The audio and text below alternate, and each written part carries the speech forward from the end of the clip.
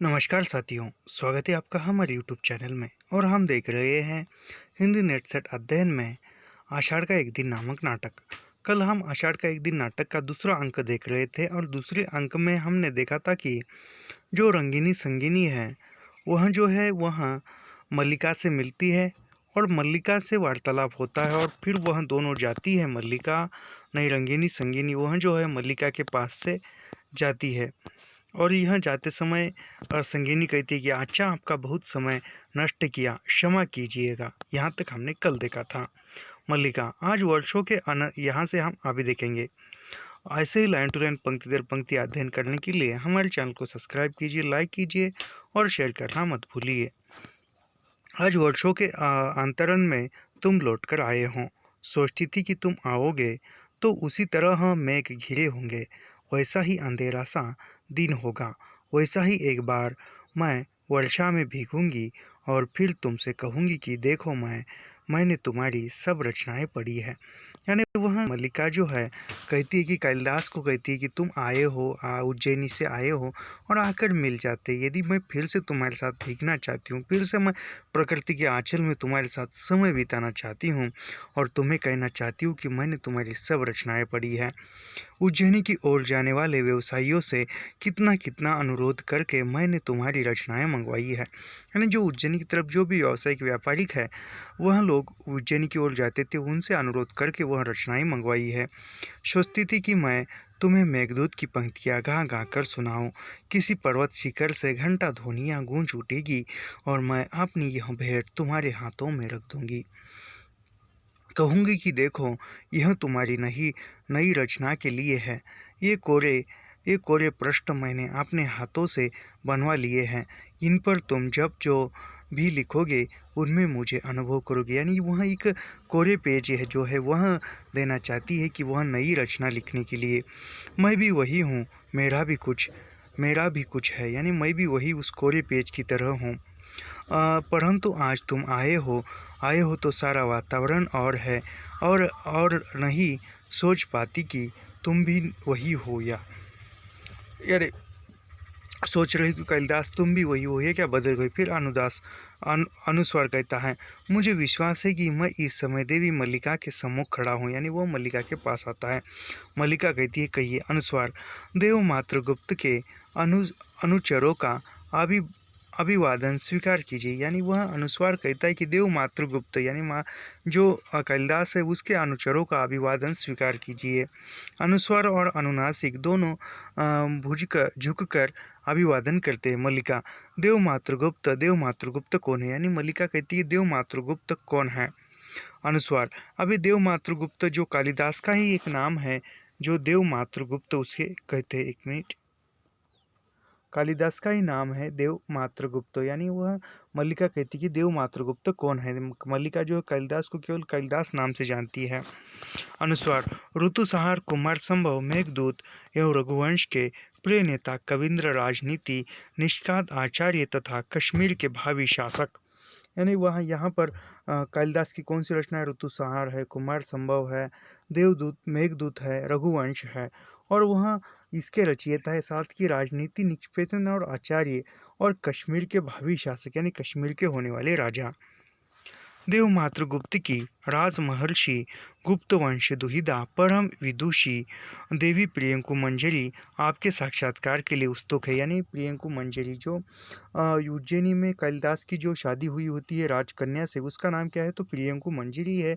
और प्रियंकु मंजरी की दो सखियाँ थी जो रंगिनी और संगिनी, वह मल्लिका से आकर मिलकर गई है और अब मल्लिका के मिलने के लिए प्रियंकु मंजरी आई है। और प्रियंकु मंजरी जो है वह मल्लिका से साक्षात्कार करना चाहती है।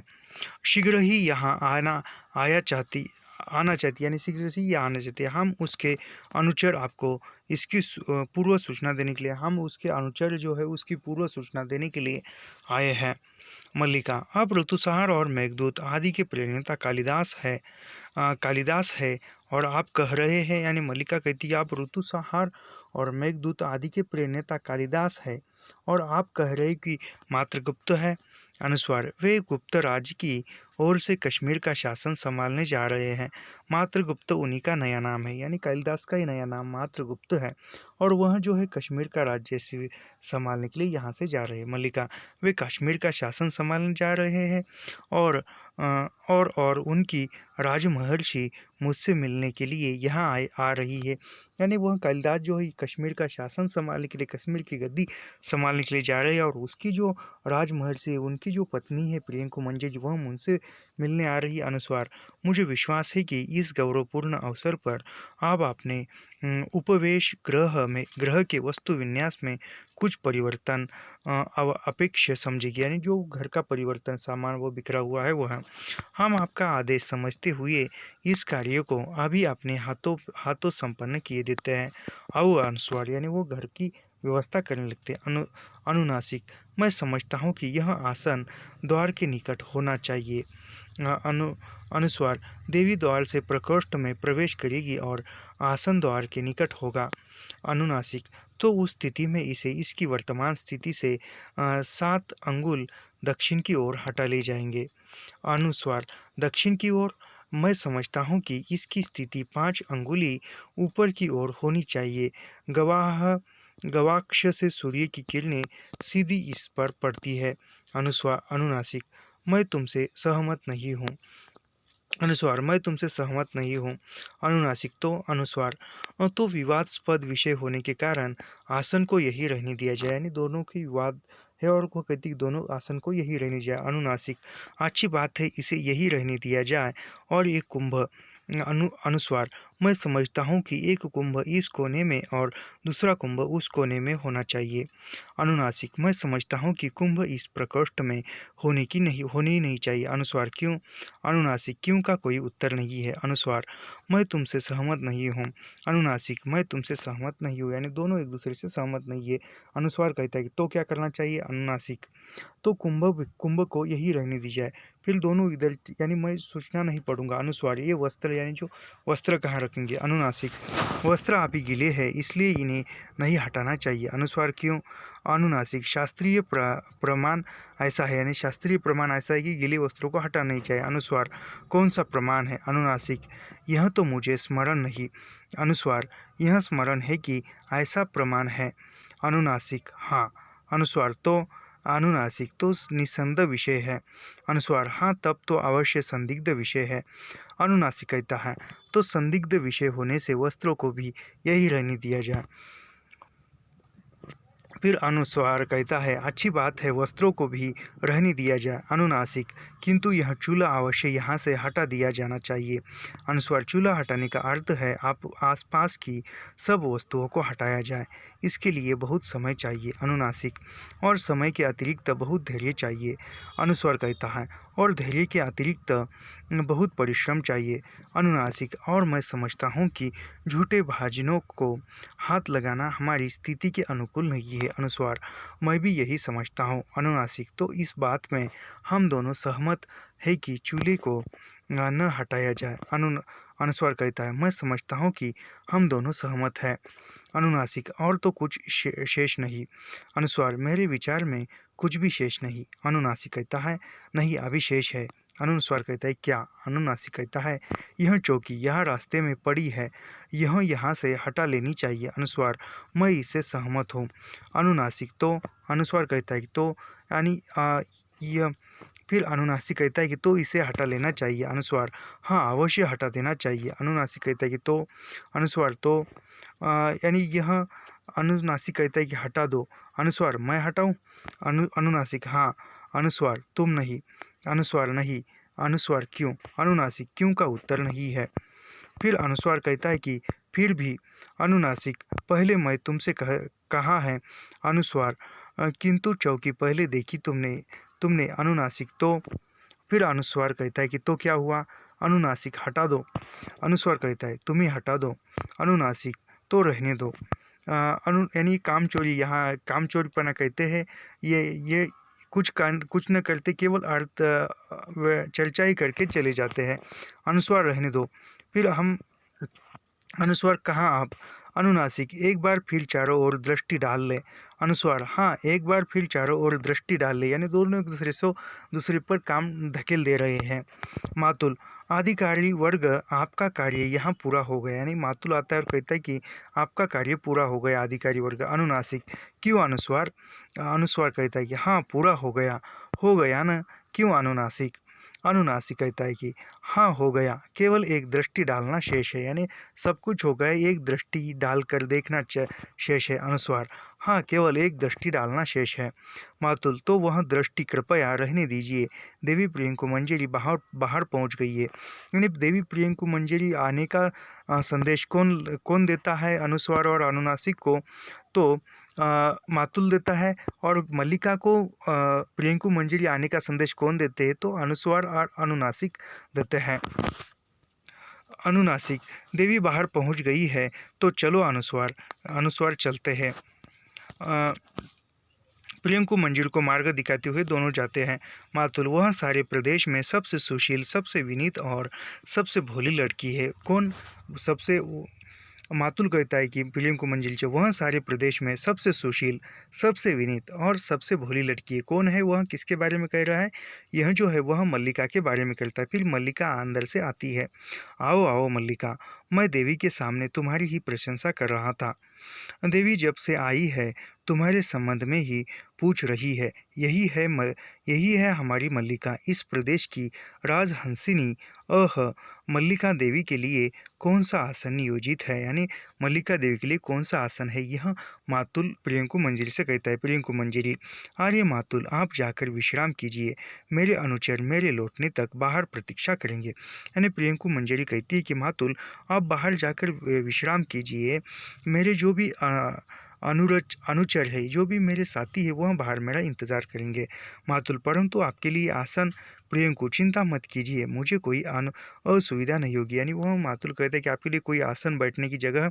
तो प्रियंकु मंजिल कहती कि मेरे लिए कोई असुविधा नहीं है। मातुल असुविधा तो अवश्य होगी, अब असुविधा को असुविधा न समझे, यह और बात है।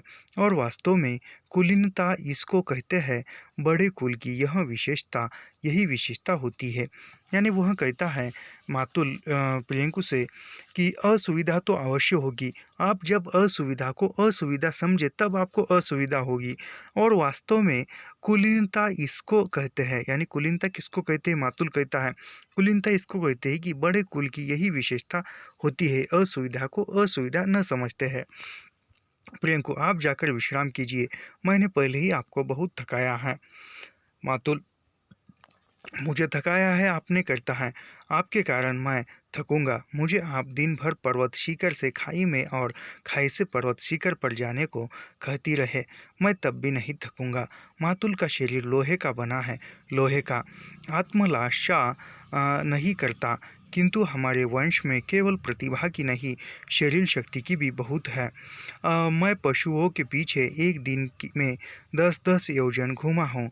मैं कहता हूँ संसार में सबसे कठिन काम है तो वह है पशुपाल का, एक पशु मार्ग से भटक जाए। यानी मातुल को कौन सा काम सबसे कष्टदायक लगता है? तो पशुपालन का या पशु चराने का। प्रियंकु मंजरी देखिए, आज भी आपके पशु भटक रहे होंगे, उन्हें जाकर एक बार देख लीजिए। यानी प्रियंकु कहती है कि आप, यानी वो उसको ऊब गई है मातुल से और कहती है कि आपके पशु भटक रहे होंगे, जाइए। मातुल अब मैं पशुओं को देखता हूँ, गुप्त वंश के साथ संबंध और पशुओं की देखरेख। मैंने तो अपने सब पशु वर्षों पूर्व ही बेच दिए और सब कुछ, और सच कहूँ तो उसमें भी मुझे लाभ ही रहा। यानी सब मैंने पशु बेच दिया और उस पशु बेचने से लाभ ही हुआ है। प्रियंकु तुम सचमुच वैसी ही हो जैसी मैंने कल्पना की थी। यानी प्रियंकु मंजरी मल्लिका से कहती है कि तुम सचमुच जैसी हो जैसी मैंने कल्पना की थी, तुम्हारे रूप की या तुम्हारे होने की। फिर मल्लिका उसकी निकटता से कुछ अव्यवस्थित हो जाती है। मातुल क्यों? अच्छा तो मुझे अनुमति दीजिए। यानी मातुल को फिर भी प्रियंकु मंजरी पहले से ही जाने के लिए कहती है और फिर वह मातुल कहता है कि मुझे जाने की आज्ञा दीजिए। घर में कई कुछ बिखरा पड़ा कई बातों की है। चाटुकारिता यानी खुशामद करना। चाटुकारिता शब्द का अर्थ होता है चाटुकारिता करना, खुशामद करना। करना शेष है तो अनुचर आपकी प्रतीक्षा करेंगे। मेरे लिए कोई आदेश हो तो कहला दीजिए। मल्लिका देवी के बैठने की व्यवस्था कर दो, नहीं ये तो खड़ी ही रहेगी। अच्छा तो मैं चल रहा हूँ, और कोई आदेश हो तो कहना दीजिए। यानी वह मातुल कहता है प्रियंकु, आप चले, यहाँ के लिए कोई चिंता करने की आवश्यकता नहीं। यानी प्रियंकु कहती है कि मल्लिका मातुल से आप जाइए, यहाँ आपको कोई चिंता करने की आवश्यकता नहीं है। मातुल, अच्छा अच्छा, मुझे चिंता करने की क्या आवश्यकता है? चिंता करने के लिए यहाँ मल्लिका है, अंबिका है, फिर भी कोई बात हो तो कहलवा दीजिए। यानी चिंता करने की कोई आवश्यकता नहीं, यहाँ मल्लिका है, अंबिका है, फिर भी कोई बात हो तो मुझे बताइए। प्रियंकु, सचमुच बहुत सुंदर हो, जानती हो अपरिचित होते हुए भी तुम मुझे अपरिचित नहीं लग रही हो। यानी यह कथन पूछा जाएगा कि सचमुच तुम बहुत सुंदर हो, जानती हो अपरिचित होकर भी तुम मुझे अपरिचित नहीं लग रही। यह कथन किसका है, किसके प्रति है? तो प्रियंकु मंजरी का मल्लिका के प्रति है। याद रखिए, मल्लिका बैठ जाइए। यानी मल्लिका बैठने के लिए कहती है प्रियंकु को। प्रियंकु मंजरी, नहीं, मैं बैठना नहीं चाहती, मैं तुम्हें और तुम्हारे घर को देखना चाहती हूँ। उन्होंने बहुत बार तुम्हारी और इस घर की चर्चा की है। जिन जिन दिनों मेघदूत लिख रहे थे, उन दिनों प्राय यहाँ का स्मरण किया करते थे। यानी प्रियंकु मंजरी जो कालिदास जो है मेघदूत जब रचना लिख रहे थे, तब इस घर का और तुम्हारा बहुत बार उन्होंने स्मरण किया, याद किया है, इसलिए मैं देखने के लिए आई हूँ। आज इस भूमि का आकर्षण ही हमें यहाँ ले आया है। यानी आज इस भूमि का आकर्षण ही हमें यहाँ ले आया है। यह भी प्रियंकु मंजरी का कथन है। अन्यथा दूसरे मार्ग से हम अधिक सुविधापूर्वक कश्मीर की राजधानी में पहुँच सकते थे। मल्लिका, मैं समझ नहीं पा रही कि किस रूप में मुझे आपका आतिथ्य करना चाहिए। आप आसन ग्रहण कर ले तो मैं आपके लिए। यानी मल्लिका कहती कि प्रियंकु मंजरी इतनी बड़ी राजकुमारी है, और मल्लिका कहती कि मैं किस रूप में आपका आतिथ्य का सम्मान करूंगी, आप तनिक बैठ जाइए। प्रियंकु, मेरा आतिथ्य करने की बात मत सोचो, मैं तुम्हारे पास आतिथ्य के रूप में नहीं आई हूँ। संभव था ये यहाँ न भी आते, परंतु मैं इन्हें विशेष आग्रह के साथ लाई हूँ। मैं स्वयं एक बार इस प्रदेश को देखना चाहती थी, और इसके अतिरिक्त यानी प्रियंकु मंजरी कहती कालिदास न आते तो भी मैं उनको यहाँ से ले आती, क्योंकि मैं इस प्रदेश को देखना चाहती थी। इसके अतिरिक्त एक और कारण भी था, चाहती थी कि संभव हो तो इस प्रदेश का कुछ वातावरण साथ ले जाऊं। मल्लिका, इस प्रदेश का वातावरण? फिर प्रियंकु, यहाँ से बहुत दूर तक की पर्वत श्रृंखलाएं दिखाई देती है, कितनी निर्व्याज सुंदरता है, मुझे यहाँ आकर तुमसे स्पर्धा होती है। मल्लिका, यह हमारा सौभाग्य होगा कि आप कुछ दिनों के लिए इस प्रदेश में रह जाए। यह आपको असुविधा तो होगी फिर भी। यानी मल्लिका कहती कि कुछ दिन के लिए आप इस प्रकृति में वास्तव्य करे रह जाए, आपको कुछ असुविधा होगी। प्रियंकु, ये सौंदर्य के सम्मुख जीवन की सब असुविधाएं है ये। यानी इस प्रकृति के सौंदर्य के सम्मुख सामने जो है जीवन की जो भी सुविधाएं है वह कुछ भी नहीं है। इसे आंखों में व्याप्त करने के लिए जीवन भर का समय भी पर्याप्त नहीं। फिर झरोखे के पास हट जाती है, परंतु इतना अवकाश कहाँ है। कश्मीर की राजनीति इतनी अस्थिर है कि हमारा एक एक दिन वहाँ से दूर रहना कई समस्याओं को जन्म दे सकता है। यानी फिर रह भी सकते थे, लेकिन कश्मीर की व्यवस्था जो थी इतनी अस्थिर हो गई है, हमारा एक एक दिन वहाँ रहना रहना कितना आवश्यक है, नहीं तो समस्या जन्म लेती है। एक प्रदेश का शासक बहुत बड़ा उत्तरदायित्व है, और हम पर तो और भी बड़ा उत्तरदायित्व है, क्योंकि कश्मीर की स्थिति इस समय बहुत संकटपूर्ण है। यूँ वहाँ के सौंदर्य की ही इतनी चर्चा है, परंतु हमें उसे देखने का अवकाश कहाँ। यानी कश्मीर का भी सौंदर्य बहुत अच्छा है, लेकिन वहाँ देखने की हमें समय नहीं है। इसलिए तुमसे स्पर्धा होती है कि सौंदर्य का यह सहज उपभोग हमारे लिए केवल एक स्वप्न है। बैठ जाओ यहाँ पास है। और प्रियंकु मंजरी मल्लिका को कहती है बैठ जाओ मेरे पास। मल्लिका, मैं दूसरा आसन लेती हूँ। यानी प्रियंकु मल्लिका कहती है कि मैं दूसरे आसन पर बैठती हूँ। कोने से मोढ़ा उठाकर आसन के निकट रख देती है, और उस पर रखे भोजपत्र इत्यादि अपनी गोद में लेकर बैठ जाती है। प्रियंकु, लगता है ग्राम प्रदेश में रहकर भी तुम्हें साहित्य से अनुराग है। किसकी रचनाएँ है यह? यानी प्रियंकु कहती है कि आप गाँव में देहात में रहते हैं, ग्राम प्रदेश में रहते हैं, फिर भी आपको साहित्य के प्रति रुचि है, अनुराग अनुराग यानी रुचि है, स्नेह है, अनुराग है, यह किसकी रचना है? मल्लिका कहती है कालिदास की रचना है। प्रियंकु भ्रुकुटियाँ कुछ संकुचित हो जाती है। प्रियंकु अब ये मातृगुप्त के नाम से जाने जाते हैं, यहाँ भी उसकी रचनाएँ उपलब्ध है। यानी वह प्रियंकु कहती कि आप कालिदास जो है मातृगुप्त नाम से जाने जाते हैं और यहाँ भी इस ग्राम प्रदेश में भी उनकी रचनाएँ उपलब्ध हैं। मल्लिका ये प्रतियाँ मैंने उज्जैनी से आने वाले व्यवसायियों से प्राप्त की। यानी मल्लिका कहती कि जो उज्जैनी की तरफ से व्यावसायिक आते थे उनसे मैंने मंगवाई है। प्रियंकु समझ सकती हूँ, मैं उनसे जान चुकी हूँ कि तुम शैशव से उनकी संगिनी रही हो, उनकी रचनाओं से तुम्हारा मोह स्वाभाविक है। मैं भी जब तब यहाँ के जीवन की चर्चा करते हुए आत्मविस्मृत हो जाते हैं, इसलिए राजनीतिक कार्यों से कई बार उसका मन उखड़ने लगता है। ऐसे अवसरों पर उनके मन को संतुलित करने के लिए बहुत प्रयत्न करना पड़ता है। राजनीति साहित्य नहीं है, उनमें एक एक क्षण का महत्व है। कभी एक क्षण भी स्खलित हो जाए तो बहुत बड़ा अनिष्ट हो सकता है। राजनीति जीवन की धुरी में बने रहने के लिए एक व्यक्ति को बहुत जागरूक रहना पड़ता है। साहित्य उनके जीवन का पहला चरण था, अब वे दूसरे चरण पर पहुंच चुके हैं। मेरा समय इसी आयास में व्यतीत होता है कि उनका बड़ा हुआ चरण पीछे न हट जाए।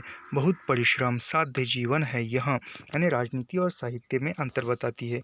तुम ऐसा नहीं समझती मल्लिका, मैं राजनीति जीवन के संबंध में कुछ नहीं जानती। यानी मल्लिका कहती कि मैं राजनीतिक जीवन के बारे में कुछ नहीं जानती। प्रियंकु क्योंकि तुमने ग्राम प्रदेश में ही रही हो, यानी तुम ग्राम प्रदेश में रही हो, बैठे रहो।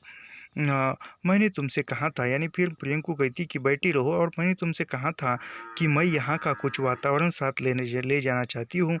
यह इसलिए कि उन्हें प्रभाव का अनुभव न हो।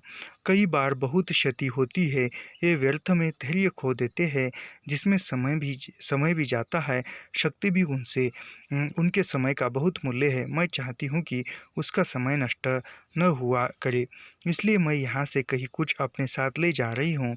कुछ हरिण शावक जाएंगे जिनका हम अपने उद्यान में पालन करेंगे। यानी इस गांव से क्या लेकर जाना चाहती है प्रियंकु? तो हरिण शावक, हरिण के बच्चे, यहाँ की औषधीय उद्यान यानी औषधि वनस्पति क्रीडाशैल पर तथा आसपास के प्रदेश में लगवा दी जाएगी। हम यहाँ से कुछ घरों का भी वहाँ निर्माण करेंगे, यहाँ के घरों की डिजाइन भी वहाँ निर्माण करेंगे। मातुल और उसका परिवार भी साथ जाएगा। यहाँ से कुछ अनाथ बच्चों को वहाँ ले जाकर हम शिक्षा देंगे। मैं समझती हूँ उनसे अंतर न पड़ेगा। यानी प्रियंकु मंजिली इस ग्राम प्रदेश से क्या क्या लेकर जाना चाहती है?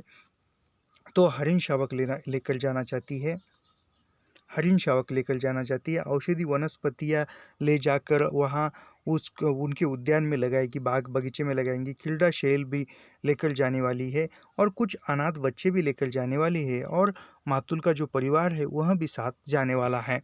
तो प्रियंकु मंजिल गाँव से यह 4 वस्तुएं लेकर जाने वाली है। हरिण शावक के बच्चे, हरिण शावक यानी हरिण के बच्चे, औषधीय उद्यान यानी औषधि वनस्पति और क्रीड़ा शैल, और उसके आसपास प्रदेश में लगवा दी जाएंगी।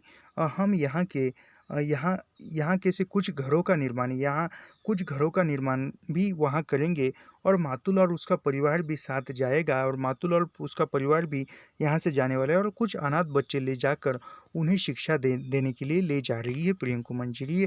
कहाँ? कश्मीर में। तो देख रही हूँ कि तुम्हारा घर बहुत जर्जर स्थिति में है, इसका परिसंस्कार अवश्य है। तुम चाहो तो मैं इस कार्य के लिए आदेश दे जाऊंगी। उज्जैनी के 2 कुशल स्थापित हमारे साथ आए हैं। क्यों? यानी वह कहती है कि तुम्हारा घर भी जर्जर हुआ है।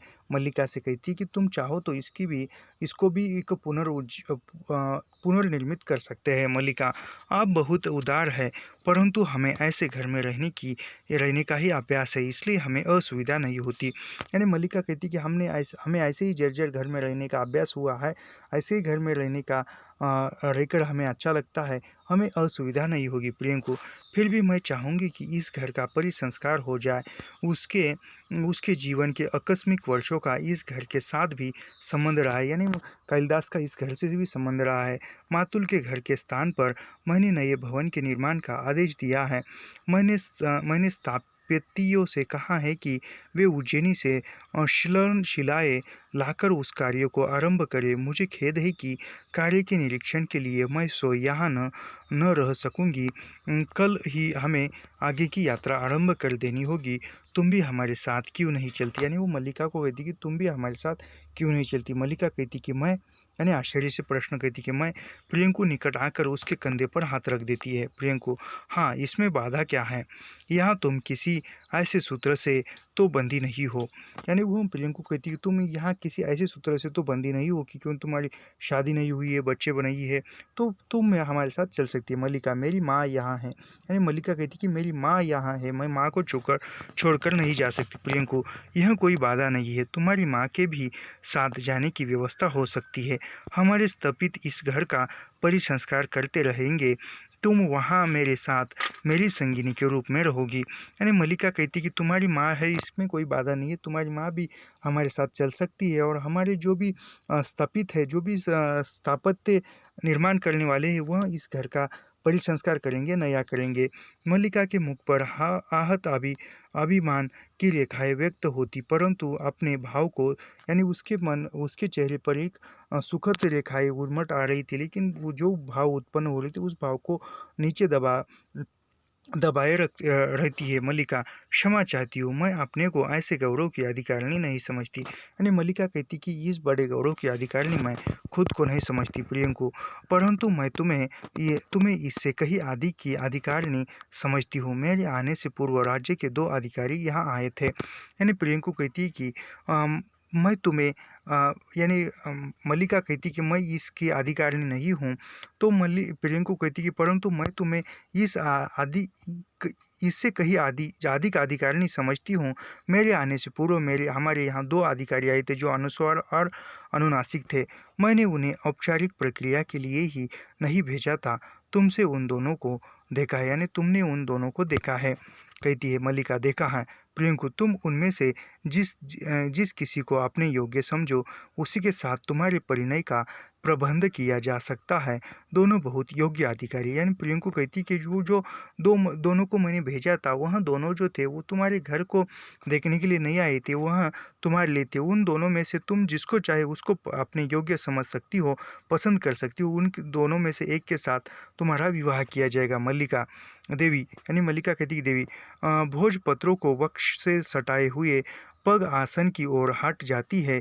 प्रियंकु मंजिली उसे तीक्ष्ण दृष्टि से देखती है, फिर धीरे धीरे उसके निकट चली जाती है। प्रियंकु, संभवतः तुम उन दोनों में से किसी को भी अपने योग्य नहीं समझती, परंतु राज्य में ये दोनों ही नहीं और अनेक अधिकारी है। कुछ मेरे साथ चलो, तुम जिस किसी से चाहोगी। यानी प्रियंकु कहती कि इस दोनों के अलावा ही हमारे राज्य में बहुत से लोग अधिकारी है, उन जिसको चाहे उसको तुम पसंद करके विवाह करोगी। तुम मेरे साथ चलोगी। मल्लिका, इस विषय की चर्चा छोड़ दीजिए, यानी इस विवाह के विषय की चर्चा छोड़ दीजिए। गला रुंध जाने से शब्द स्पष्ट ध्वनित नहीं होते हैं। अंदर का द्वार खुलता है और अंबिका रोग और आवेश के कारण शिथिल और कांपती सी एक पग बाहर आती है। यानी अंबिका जो है बाहर आती है, पहले से वह बीमार है। प्रियंकु, क्यों तुम्हारे मन में यह कल्पना नहीं है कि तुम्हारा अपना घर परिवार हो? यानी प्रियंकु मल्लिका से कहती है कि तुम्हारा घर सपना नहीं है, तुम्हारी ऐसी कल्पना है कि तुम्हारा ही अपना खुद का घर हो। अंबिका, नहीं, इसके मन में यह कल्पना नहीं। यानी अंबिका कहती है कि इसके मन में यह कल्पना नहीं है कि मेरा भी खुद का परिवार हो, मेरा भी पति हो, बच्चे हो। मल्लिका माँ, यानी मल्लिका माँ, अंबिका, इसके मन में यह कल्पना नहीं है क्योंकि यह भावना के स्तर पर जीती है इसके लिए जीवन में। यानी वह अंबिका कहती है कि इसके मन में यह कल्पना नहीं कि खुद का भी परिवार हो, खुद के भी बच्चे हो, खुद का भी पति हो। इसकी यह तो केवल भावना के स्तर पर जीवन जीती है। यह अंबिका का कथन है, याद रखिए। इसके मन में यह कल्पना नहीं है क्योंकि यह भावना के स्तर पर जीती है इसके लिए जीवन में। यानी इसके लिए जीवन में और कुछ अस्तित्व नहीं है, केवल इसके जीवन में भावना ही सब कुछ है। सांस फूल जाने से शब्द, यानी फिर अंबिका भी सांस फूल जाती है और शब्द अटक जाती है। मल्लिका हाथ के पृष्ठ आसन पर छोड़ देती है और उसके निकट आकार में पीठ के सहारे देती है। मल्लिका, तुम उठ क्यों आई माँ, तुम्हारा स्वास्थ्य ठीक नहीं है, चलो चलकर लेट जाओ। यानी मल्लिका कहती कि अपनी माँ से कि तुम क्यों यहाँ आई, तुम्हारा स्वास्थ्य ठीक नहीं है। अंबिका, मैं किसी अभ्यागत से बात भी नहीं कर सकती, दिन मास वर्ष मुझे घुटते हुए बीत जाते हैं। मेरे लिए वह घर आप घर नहीं, एक कालगहर में जिसमें कारागृह में जिसमें हर समय बंद रहती हूँ, और तुम चाहती हो कि मैं किस से बात भी न करूँ। यानी अंबिका कहती है कि आप जो है उस घर में मैं कितने दिनों से बीमार अवस्था में, रोगग्रस्त अवस्था में पड़ी हूँ। दिन मास वर्ष बीते हैं मुझे घुटते हुए उसी काल कोठरी में। अब तुम जो चाहती हो कि मैं बाहर आकर किसी से बात भी न करूँ। मल्लिका, परंतु माँ तुम स्वस्थ नहीं हो। यानी मल्लिका कहती कि बात करने के लिए कोई है नहीं, लेकिन तुम्हारा स्वास्थ्य ठीक नहीं है। अंबिका, तुम्हारी अपेक्षा मैं फिर भी अधिक स्वस्थ हूँ। यानी अंबिका कहती कि तुम्हारे से बढ़कर मैं अधिक स्वस्थ हूँ। फिर फिर यह घर सदा से इस अवस्था में नहीं है। राजवधू जब मेरे हाथ चलते थे, मैं प्रतिदिन इसे लिपती पुरहारती थी। यानी फिर वह जो प्रियंकु मंजिल से कहती कि अंबिका, जब मैं अच्छी थी तब इस घर को मैं लिपती थी, पोतती थी, यानी अच्छा बनाती थी। यहाँ की हर वस्तु इस प्रकार गिरी टूटी नहीं थी, परंतु आज तो हम दोनों माँ बेटी यहाँ भी टूटी सी पड़ी रहती है। यह इसलिए कि, यानी वह कहती है अंबिका कि मैं जब अच्छी थी, मैं जब बीमार नहीं थी, मेरा स्वास्थ्य अच्छा था, तब मैं इस घर को लिपती थी, पोतती थी, सब कुछ वस्तुएं अच्छी टूटी फूटी नहीं थी। आज इस टूटी फूटी वस्तु की तरह हम दोनों भी माँ बेटी टूटे फूटे पड़े हैं। प्रियंकु, मैं देख रही हूँ कि घर की अवस्था अच्छी नहीं है। मल्लिका मेरे साथ चल सकती तो समस्या वैसे ही सुलझ जाती, परंतु अब, यानी प्रियंकु कहती कि मल्लिका यदि मेरे साथ चलती तो समस्या सुलझ जाती थी, परंतु अब भी जो कुछ संभव है मैं अवश्य कर जाऊंगी। मैं स्थपतियों को आदेश दूंगी कि वे इस घर को गिराकर इसके स्थान पर, यानी वह कहती है कि मैं आदेश दूंगी, जो भी मिस्त्री है, जो भी बांध बांध काम करने वाले मजदूर है, उनको मैं आदेश दूंगी इस स्थान पर अच्छा चले। फिर मल्लिका सहसा हिच चिहुक जाती है। मल्लिका, ऐसा मत कीजिए, इस घर को गिराने का आदेश मत दीजिए। यानी मल्लिका कहती कि इस घर को गिराने का आदेश मत दीजिए। प्रियंकु, मैं तुम्हारी सुविधा के ही लिए ये कह रही थी, तुम्हें इसमें असुविधा हो तो ठीक है, मैं ऐसा आदेश नहीं दूंगी। फिर भी चाहती हूँ कि तुम्हारे लिए कुछ कुछ न कुछ अवश्य कर सकूं। इस समय और नहीं रुक सकती, कल की यात्रा से पूर्व कई और आवश्यक कार्य संपन्न है। यानी प्रियंकु कहती कि तुम्हारी इच्छा है तो इस घर को किराने का मैं आदेश नहीं दूंगी, लेकिन फिर भी तुम्हारे लिए जो हो सके वह व्यवस्था करने की मैं कोशिश करूँगी। और कल जाना है, इसलिए और भी कुछ आवश्यक काम कहने के कहने हैं करने हैं। यूँ यूँ तो इस समय भी अवकाश नहीं था, फिर भी मैंने आना आवश्यक समझा। वे पर्वत शिखर की ओर घूमने चले गए थे, मैं उस बीच इधर चली आई। यानी वो कालिदास जो है पर्वत शिखरों की तरफ घूमने गया था, इसलिए मैं यहाँ आई हूँ।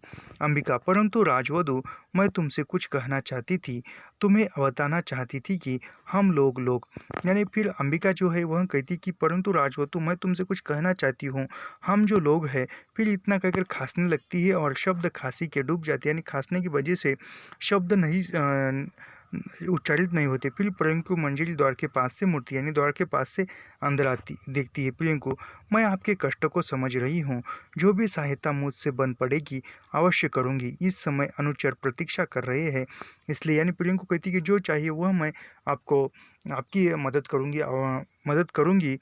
मेरे अनुचर जो है मेरी राह देख रहे हैं, प्रतीक्षा कर ले, इसलिए वह जाती है। फिर गंभीर गरिमापूर्ण विस्मृति के साथ मल्लिका की ओर देखकर धीरे धीरे चली जाती है। अंबिका आवेश से निसंकेत उस ओर देखने लगती है, फिर वह गिरती सी आसन पर बैठ जाती है। अंबिका ऐसे कुछ पन्ने उठाकर मल्लिका की ओर बढ़ा देती है, यानी कुछ पन्ने उठाकर मल्लिका की ओर देती है। अंबिका, लो मेघदूत की पंक्तियाँ पढ़ो, इन्हीं में न कहती थी कि उसके अंतर की कोमलता साकार हो उठी है।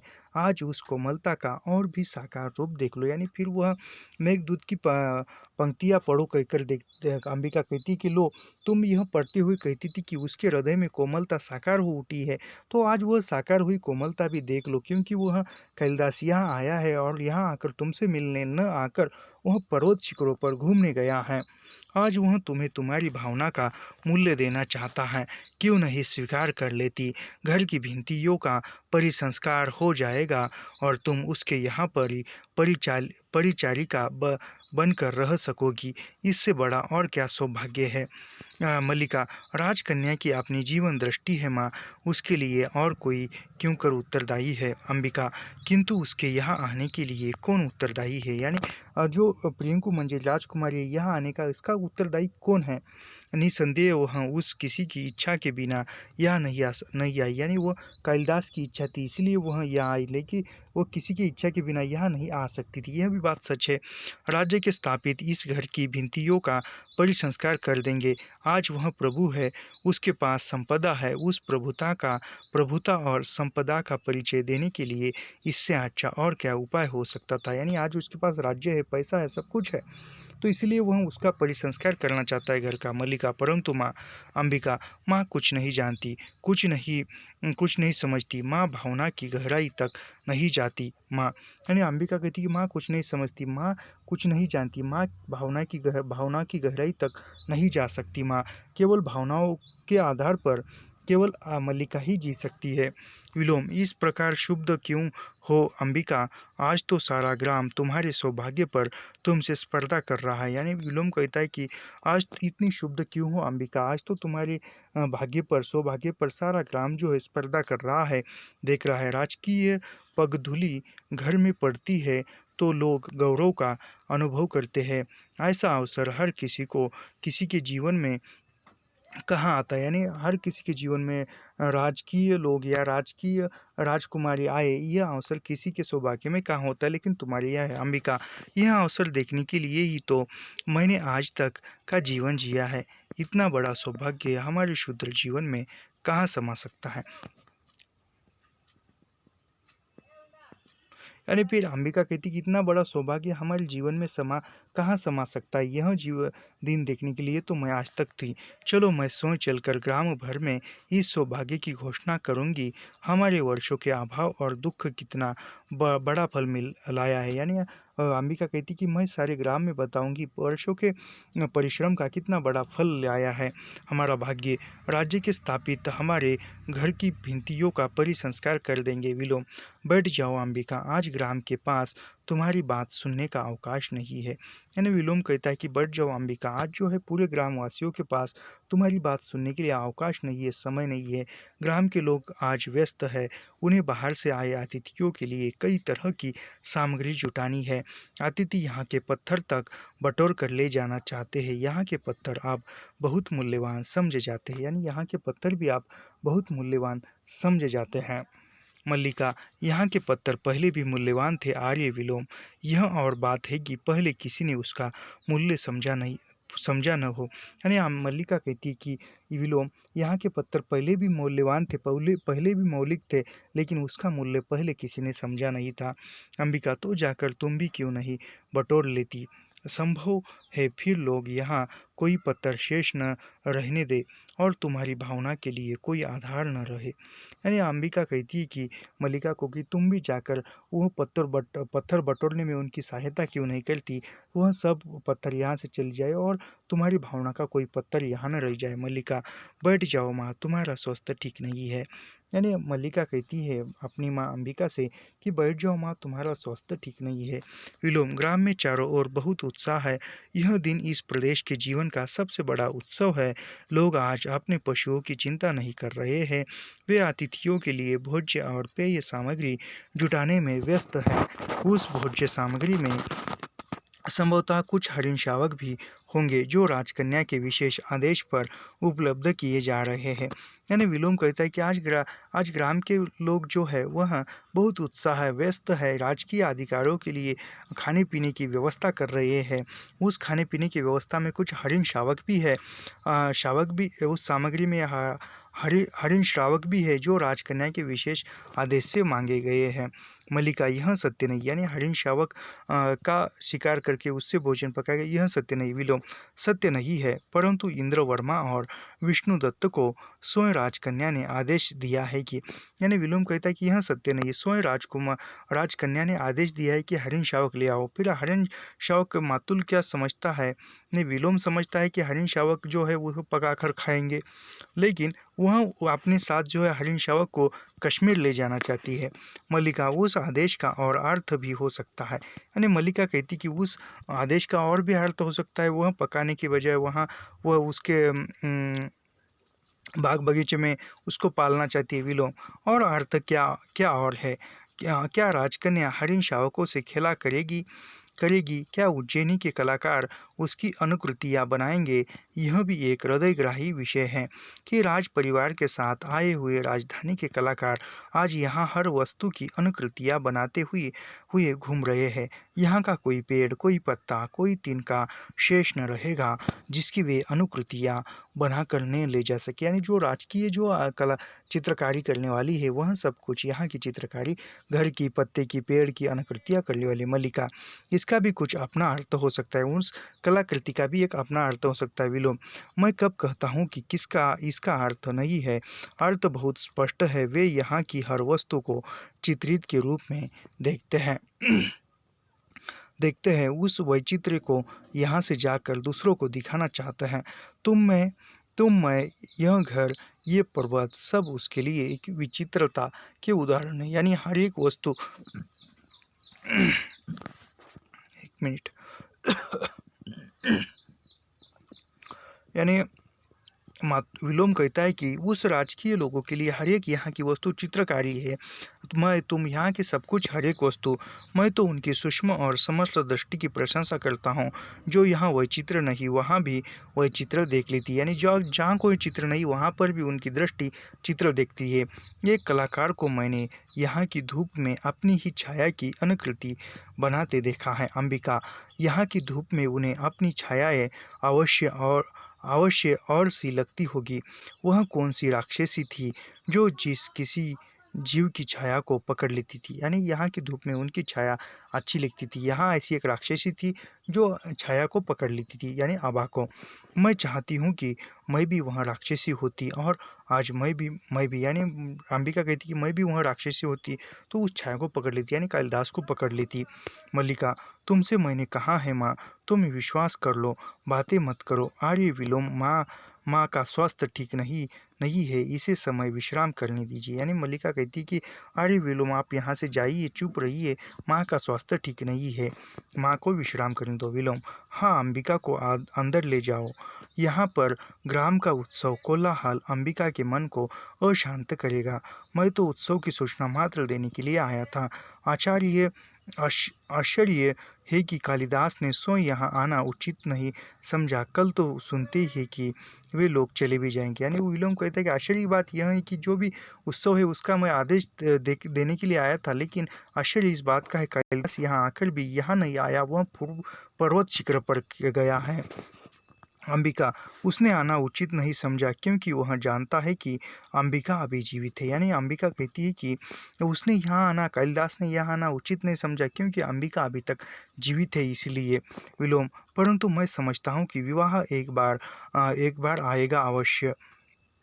ये क्या है, कुछ समझ में नहीं आ रहा शब्द। विवाह,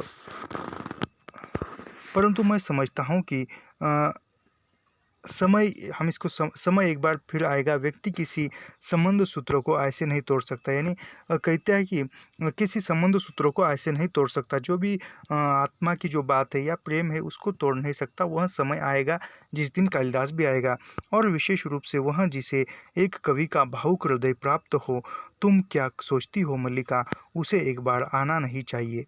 यानी फिर विलोम कहता है कि अंबिका, तुम क्या सोचती हो, कालिदास को एक बार यहाँ आना नहीं चाहती? मल्लिका, मैंने आपसे अनुरोध किया है आर्य विलोम की इस समय माँ को विश्राम करने दीजिए। आपकी बातों से माँ का मन अस्थिर होता है। यानी मल्लिका कहती है कि विलोम तुम यहाँ से चल जाओ, आपकी बातों से माँ का मन अस्थिर हो जाता है। माँ को विश्राम की आवश्यकता है। विलोम मेरी बातों से अंबिका का मन अस्थिर होता है। मैं समझता हूँ कि वे कारण दूसरे हैं। अंबिका जानती है कि उसका मन किन कारणों से अस्थिर होता है। मैं भी उन कारणों को समझता हूँ, इसलिए बहुत सी बातें जो अंबिका के मन में दबी रहती है मैं मुखर हो कर कह देता हूँ। तुम्हें मेरी अस्थिरता अखर रही है, यह मैं जानता हूँ। यह नहीं बात नहीं है, परंतु मैं कुछ ही देर और यहाँ रुकना चाहता हूँ। फिर बाहर देखने लगता है। पर्वत शिखर की ओर से एक अश्वारोही को पाते देख आ रहा हूँ। संभव है वह इस बार कुछ क्षणों के लिए यहाँ रुकना चाहे। उस स्थिति में मैं भी उससे कुशल क्षेम पूछ लूँगा। मेरी उससे बहुत पुरानी मित्रता है। यानी फिर वह कहता है कि तुम्हारे माँ का मन किस किस कारणों से अस्थिर है, उस वह कारण मैं जानता हूँ और उसको पता है। और फिर उतने में एक पर्वत शिखरों की तरफ अश्वारोही यानी जो कैलाश आने को आ रहा है, यह दृश्य देखता है और वह जाता है और वो कहता है कि मेरी भी उसके पुरानी मित्रता है। मल्लिका, आर्य विलोम, अब उस स्थिति में आपका यहाँ होना किसी भी दृष्टि से हित करना होगा। आप उनसे मिलना चाहे तो उसके लिए यही एक स्थान नहीं है। यानी वो मल्लिका कहती है कि आप उनसे कालिदास को मिलना चाहते हैं तो उसके लिए मिलने का यही एक स्थान नहीं है विलोम। परंतु यह स्थान ही क्या बुरा है, उसके जाने से पूर्व भी यह हम इसी स्थान पर मिले थे। यानी वह राजकीय उज्जैनी जाने से पहले भी कालिदास हम यहीं पर मिलते। वर्षों के अंतरण उसी स्थान पर मिलने से अंतराल का अनुभव नहीं होगा। यानी फिर वर्षों बाद भी यही स्थान पर मिलने से जो भी बीच में अंतर हुआ है उसका अनुभव नहीं होगा। मल्लिका, मैं अनुरोध करती हूँ कि आप इस समय यहाँ ठहरने का हट न करें। मैं कह रही हूँ कि आप चले जाइए, यह मेरा घर है। मैं नहीं चाहती कि आप इस समय मेरे घर में हों। माँ, इससे कहो कि ये यहाँ से चले जाए। मैं नहीं चाहती कि इस समय यहाँ कोई अचायित स्थिति उत्पन्न हो। तुम स्वस्थ नहीं हो और मैं नहीं चाहती कि कोई ऐसी बात हो जिसका तुम्हारे स्वास्थ्य पर विपरीत प्रभाव पड़े। यानी वह कहती है कि ऐसी कोई एक नई बात हो और तुम्हारे स्वास्थ्य पर विपरीत परिणाम हो, इसलिए मैं कहती हूँ कि माँ कहो कि वह मातु विलोम को यहाँ से चले जाइए।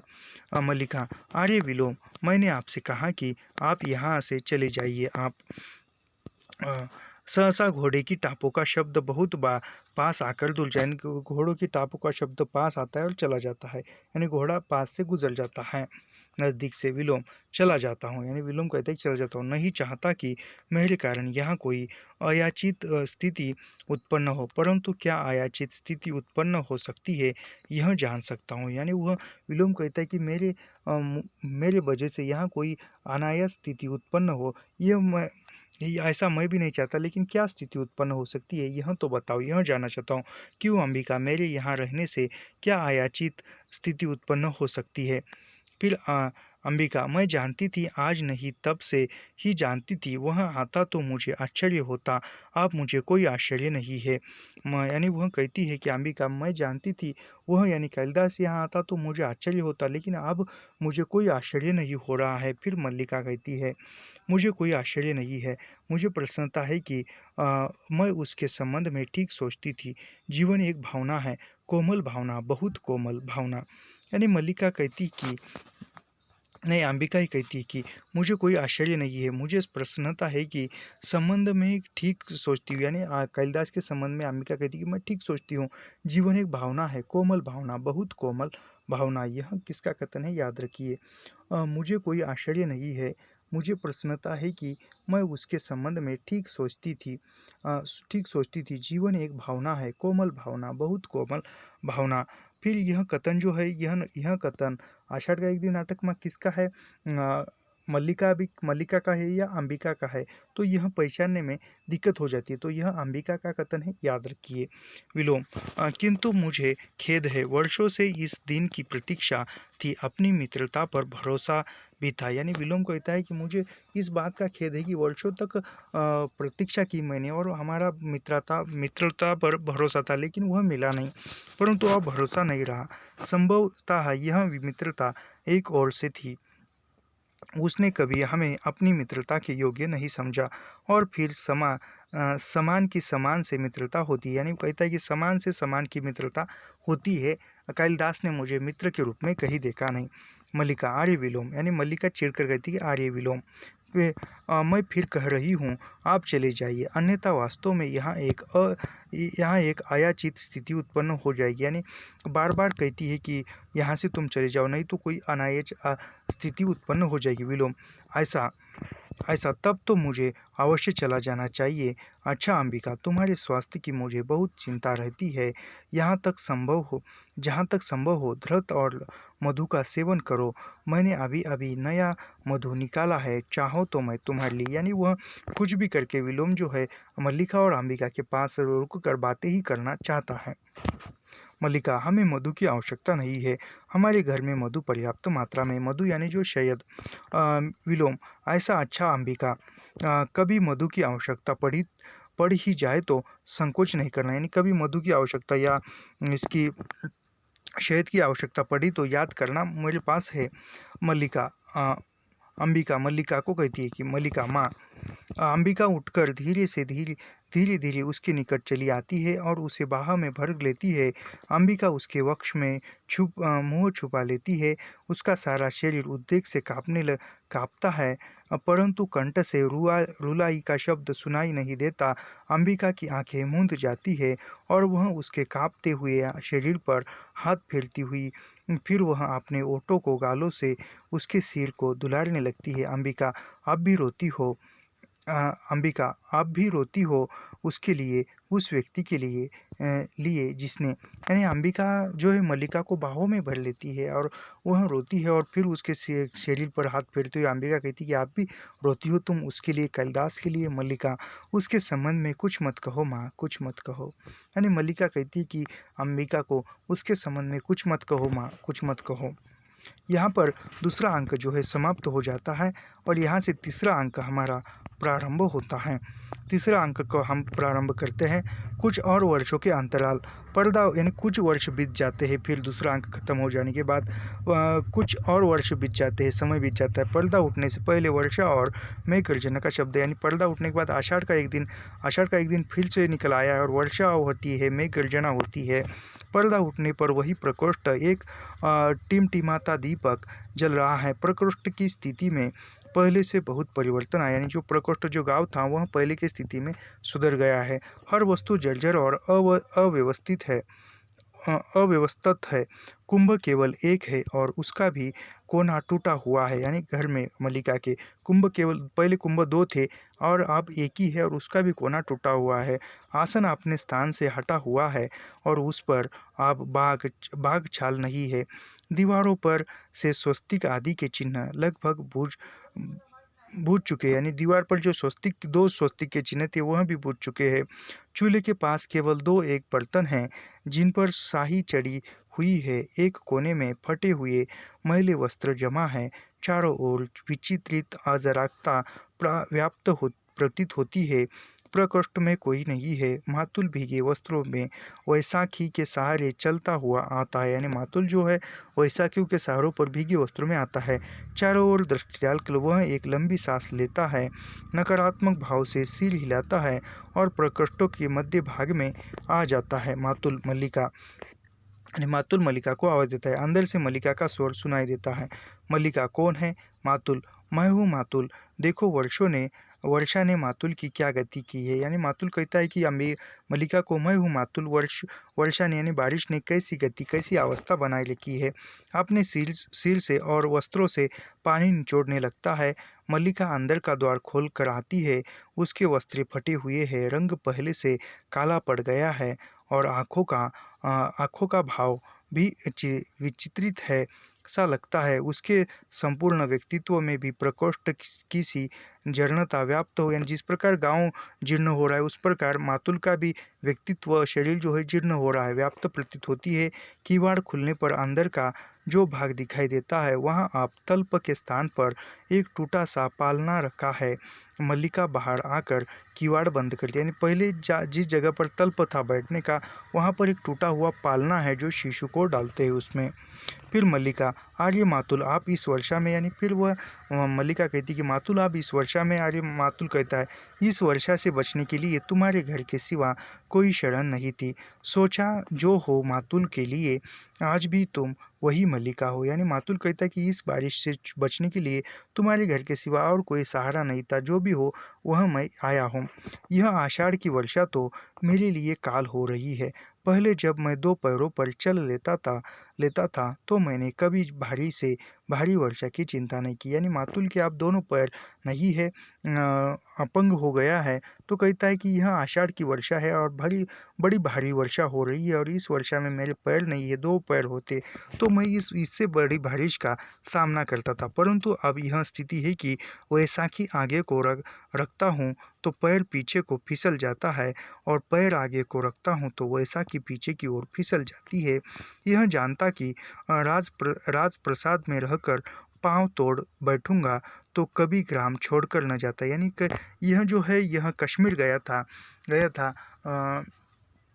गया था और वहाँ जाकर इसने पाँव गवा दिए हैं।